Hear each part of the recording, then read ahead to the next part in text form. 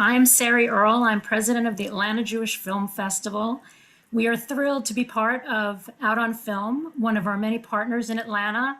We have a fantastically diverse community of film watchers, and it is my pleasure to introduce three of the women who made the incredible movie 2, which I had the pleasure of watching recently. If you would each introduce yourselves for a minute and a little bit about yourselves, just to give the audience a sense of who you are and what you're about, please, if you would, maybe start with our amazing writer, director, and editor. Hello, my name is Astar Elkayam.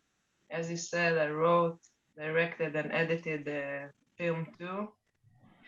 It's a very personal story, and I was inspired from the story of my life. Of course, my journey of becoming a mother was much more than what I showed in the film, but today I'm a proud mother of a beautiful, wonderful 2-year-old child.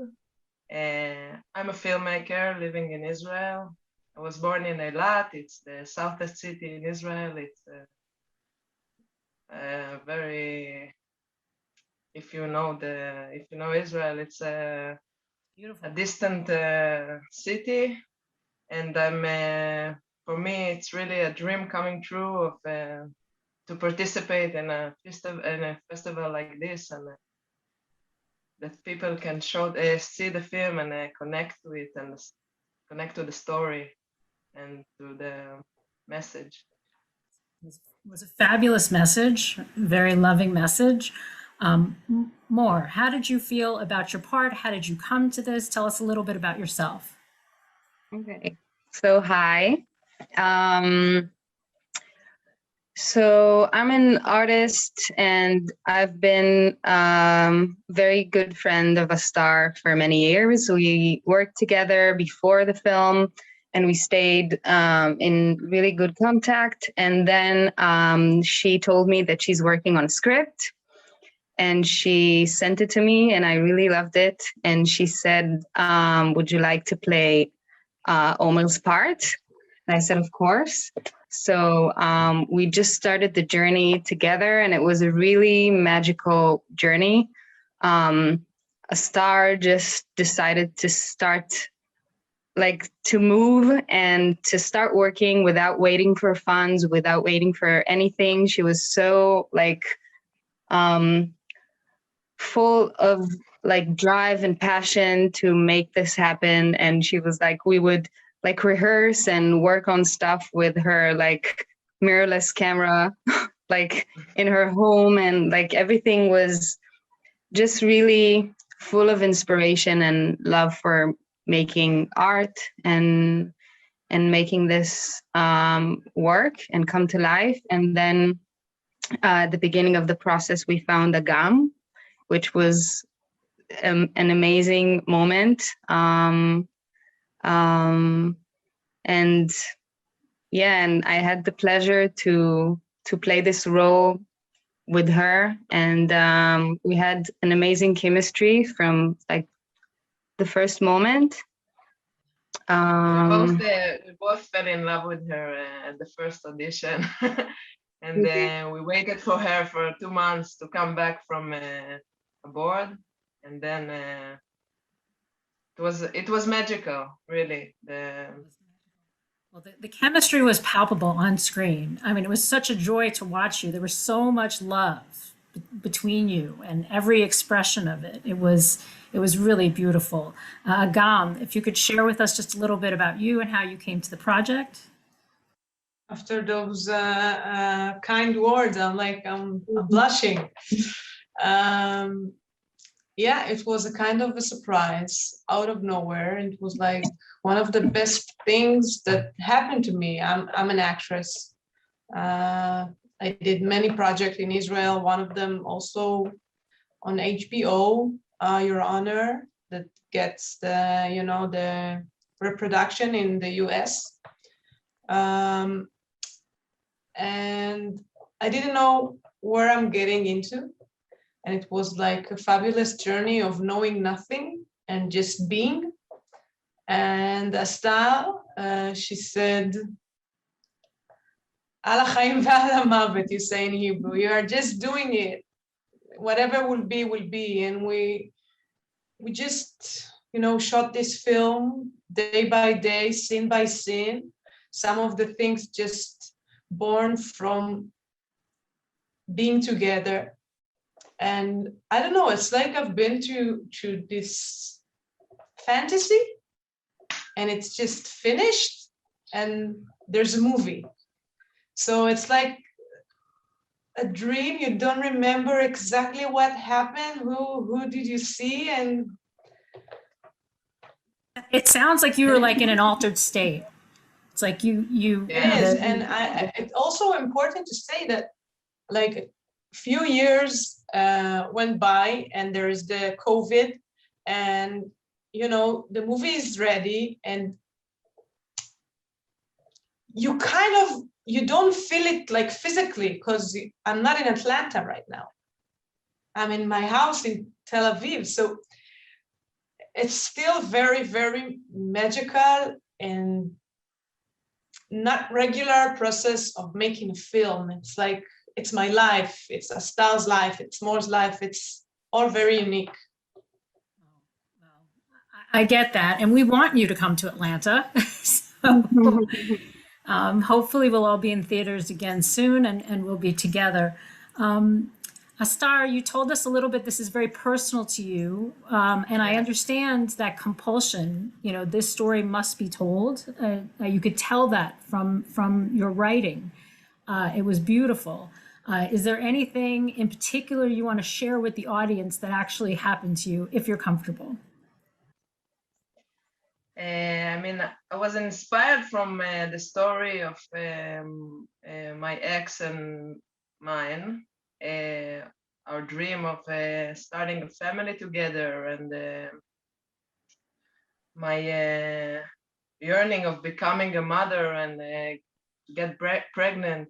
And it was funny because it was parallel, the making of, I made the film and wanted and tried to get pregnant at the same time, and it's still like it's like two babies. I was thinking the same thing. How long did it take to do the film? How long were you shooting? How long did it take? Both of them took 4 years, getting pregnant and making the film. Wow. And I think more than showing how hard this process can be. I always thought I'll travel. I'm an artist. I will live my life, and someday I will get pregnant. Everybody does that, and it's it's easy. And then it became like the mind-blowing thing I ever did and tried to do, because it's like physical and emotional, and it really shakes your world. The disappointments and the hopes and dreams that time and again crash in your face. And it's eventually I did it alone. Like I said, I could have made another film about the process of becoming a mother, but I think mainly I wanted to say that if you want to do something, especially as a woman, just do it. You want to become a mother, don't put your hopes in a partner or in another person to do it with you or for you. You want to make a film, go do a movie, write it. Things will happen. If you want it to happen, it will happen. And just to inspire women to create, just to Can I interrupt Yes, of and course. say something? להשמיע את הקול שלהם. Like It's to, really I just realized that I just wanted to say that I just realized how similar this is. The process of you becoming a mother and you making this film, because you just said that in the end, you realize that you don't need to wait for anyone. And the beginning of making this film was, I hope it's okay that I'm telling this, but it's we had a conversation, Astar and I, and she told me, I realized that I can't wait for things. Like, I can't wait for funds in order to start creating. I can't sit at home and wait for other people to support my art. I need to just start making it and find friends or find whoever wants to be part of this process. I just need to move and to make and to create and to not wait for anyone. And this process was like that. She just started, and her energy just brought people like together, and people joined like on the way and hopped on this train, and it became something bigger and bigger and bigger. But it just started from her moving, and it was really great. And I just got a bit emotional when you said it, because I realized how similar it was. Yeah, it was very clear. All of it was just so beautifully well intentioned. Like, you could really see the characters, you could see what was happening. I loved the interaction between the two women. Are you a dancer? Kind of. I've been dancing since I was a kid. Not really professionally, but I'm like still dancing daily. Excuse me. Wow. I love the scene where you were dancing for Bar. I wanted to add that Mor also is the choreographer of the. I mean, everything you see there, she created it. I mean, there was no choreography. She did it by herself. Wow. Yeah, she's a genius. Genius. Very impressive. Very impressive. One of the things that I found really interesting and telling, and this is a question for all three of you, was the use of language. Instead of insemination, we're going to talk sprouting. The importance of language to how to make the things we go through in life less sterile and more spiritual and more personal. Can you tell us a little bit, any of you, of how that hit you when you were either writing it or saying it? It's really cool. It's a really cool question. No one ever asked it. Yeah. I wanted to add something about your last question to Agam, because Please. One of the things I always say, and I said it also to Mor and Agam while we were shooting, is that eventually to live your life as a family, or just to live your life, love is not enough.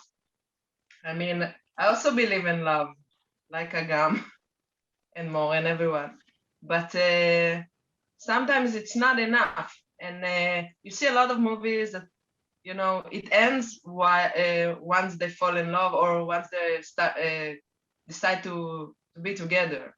But then life starts, and it brings some kind of complicity. And I mean, you need more than love to stay together and to stay happy together. In like a heterosexual relationship, it's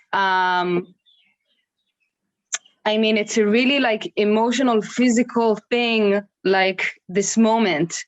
And in a gay relationship, when you're trying to have a kid, it's not an intimate thing. Like it's a really weird process. And like you want to make it intimate and personal and emotional, and sometimes you can't, and it could be frustrating or confusing. Yeah, and I think those like that use of words is their way to like make it a bit more like funny or personal, or Agam Yeah. made it. I mean, you were amazing. Bar was so supportive and so loving and just not going to let Omer be upset and get deep into it. It was really well done. Way to be really beautiful supporting partner. So I had another question about Yoni. That was an interesting little interlude with Yoni.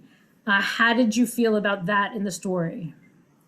I was just thinking about this because what I just said about like wanting this experience to be intimate.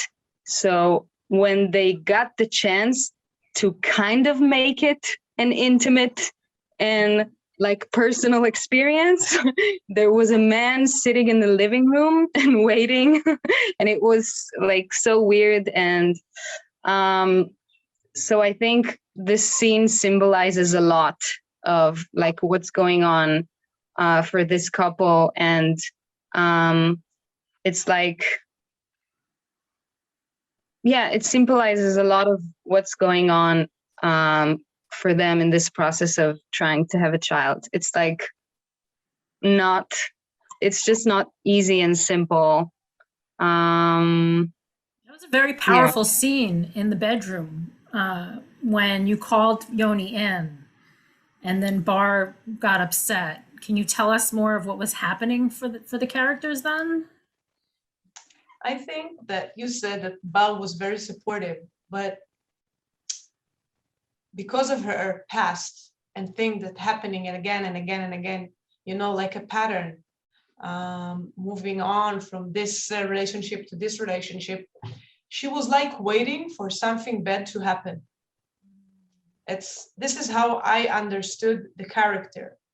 She is like always in a protective situation. What can get wrong? So she's keeping everything, you know, balanced. And at the moment, something going down, she lost everything. And it's happening like this. Try to imagine you have something in your hand and you need to go like this. And then if the smallest push, you're crashed. So Yoni, even though it's like just coming, you know, in very small points, he's so important because he's the symbol, like Mo said, of something that can shake your world and telling you that things will never be the same again. So, and it happens to you in real life, I think, to everyone, that you understand that what was will never be again. And this is the breaking point, I think, for Bob. Yeah. Also the security that it's, I mean, when two women are creating a family together, there's always like one biological mother. And in Bar's situation, not in real life, because in real life, I mean, Agam herself is a mother, and we both, our lives were like mixed with the script. She will tell about it later. Also, the character of Bar and her relationship with the inspiration for this character. But Yoni presents the biological father will always be the father of the baby, even if he's not raising the child or anything. And a mother can raise a child, and that's what happened to Bar. She was raising a child that was, and then they broke up and she didn't see this child anymore. And it's something that for women and for a human being that is connected to a child is a very hard thing to go through. And what happened to Agam? She will go We back. lost you. I'm here. Sorry. So tell me more about Agam's personal journey within the story that you were referencing. You want the short version or the long version? Whatever version you're comfortable sharing. I will just say that the inspiration for the character that I played became one of my best friends. We were so similar. We were doing like the same journey in life, in real life. And while Astar was trying to get pregnant, me and my partner also tried to get pregnant. And I am not the biological mother. I am married to a woman, so it's a little bit different. But through this whole process of making this film, two of my most important women in my life, which was Astar and my wife, were doing the same bizarre trip of getting pregnant from a sperm donor. Like, whoa! And I'm mixed with bar character, and I'm also myself sometimes. And I was like, the life was mixed with the script, and also today it's like it will never be again the same, like I said before. So my life, the film, our two beautiful babies, Astar and mine. I think things happened differently also because of the film. Helped shape your journey. Don't you think like that, Astar? That the thing changed through the film? Yeah, of course. I was once I finished the film, I knew I remember I thought, too bad there wasn't such a film before I started the process, because I was so naive and innocent when I started it. I didn't know what may happen, or even the technical stuff I didn't know. And I realized a lot of women that watching the film says it's really like that. You buy a sperm and it's I mean, not that it's an introductional film or something, but it. I remember I thought it would have helped me emotionally to see this film if I was before or during the journey I had. And I think that's what movies are for. I mean, to bring a slice of life that is really important and bring it out. And take a moment from our lives to turn off the lights or go into a theater and just focus on someone else's journey, so you can experience it differently. And that was really interesting and powerful. Was there anything to the fact that you kept changing the doctors? That was an interesting little funny piece. It doesn't have Well, to be. you were the one to who answer was... that. I don't mind answering, but Yeah, I feel like I'm talking all the time. No, it's okay. I think it's for me, it's connected to what we said earlier about the like the technical experience of like trying to like get pregnant, because for the doctors and the staff at the hospital, it's like it's their job, and they see so many women every day, and for each of those women, it's this moment is her whole life right now. But for the doctor, she's one of, I don't know how many women that he sees on that day. And sometimes also the doctors change. And for the doctors, it doesn't matter. But for the woman who, and it happened to Astar, that she started a process with a certain doctor, and then at some point she was told, okay, today you will be with another doctor. And so like it's okay, but for her it was a bit like, okay, but it's like a personal thing. And every little change or decision was so powerful for her, and for the doctors or staff it was like technical or clinical. Yeah, it happened a few times that they changed the doctor. that did the simulation. Also, when you try for a few years, of course, things are changing. But for you, is like More said, it's a very personal. I mean, you imagine one thing, you already know your doctor, and suddenly they give you a call and say, okay, another doctor, and then you see another face, and he's between your legs, and it's like, you start to. You're expecting the whole hospital crew and staff will stand with balloons and flower, and here is the bed that you will get pregnant in. And after the first time that we tried, we went outside the hospital and we were sure we are pregnant. We were like walking, and here's the butterfly and the sun is shining, and boom, you're not pregnant. And again and again and again and again. It's like, Yeah. it's like a bad joke, really. Well, and Moore had such telling moments. Can he warm that thing up? Why does it have to be so cold? Why? I mean, you really made us feel like you were feeling, like we were feeling what you were feeling, and that it was hard. It was hard. That came across. So, each of you, if you could just share, what was your favorite scene in the film? What spoke to you most? Interesting. I'm not sure.